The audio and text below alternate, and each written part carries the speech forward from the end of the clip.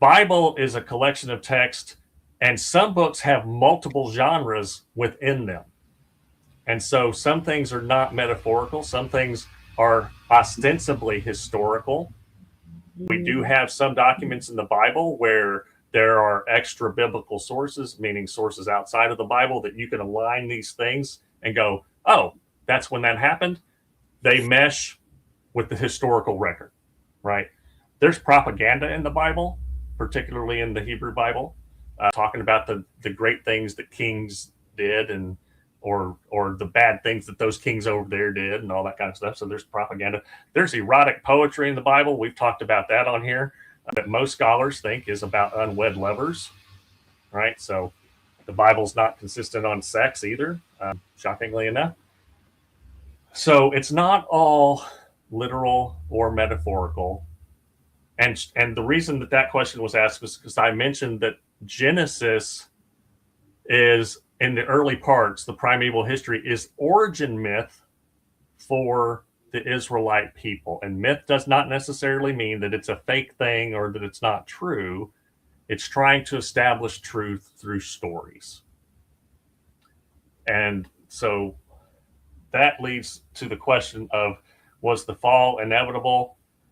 It depends on the theologian that you listen to, but it presupposes an idea, in my mind, that the creation narrative is capital T true, that it actually happened that way. And the thing about that is that it's an Israelite origin myth, meaning it's their story.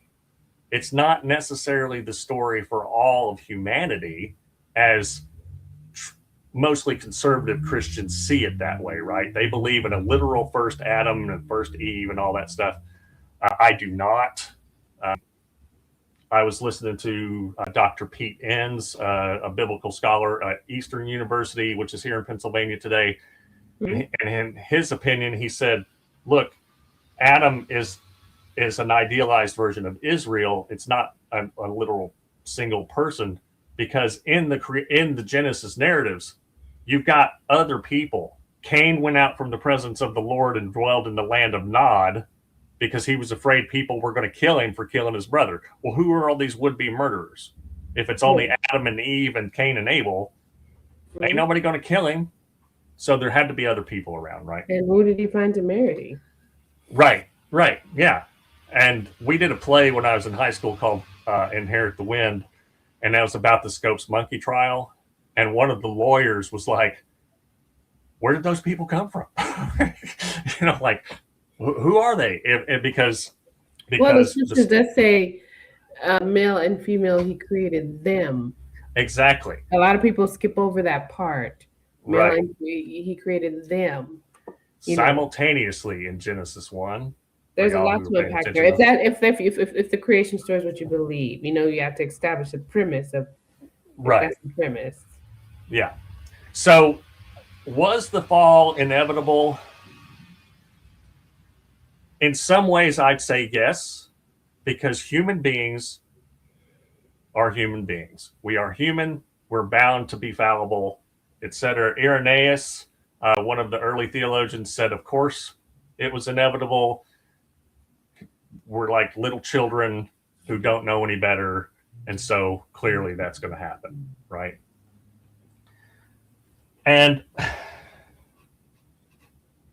that idea that we're sinful by nature, or that we're going to do things that let us down, that let ourselves down, let others down, harm others, etc., is pretty ubiquitous. One thing that I lean towards more now is kind of this process theology view that does not have God being omnipotent and omniscient, but rather a non-coercive God who can understand or know all of the potential things that might happen without being a puppet master, and giving free will to the creation, and then drawing all things through non-coercive means, luring towards more love, more diversity, more community, etc. And in that view of why does evil and suffering happen, it's because we have free will and we don't always listen to that sort of whisper from God, etc. And we're fallible.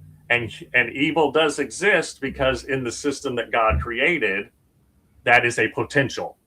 But it's not like saying God is culpable for the evil. It's just it's just a natural result of things being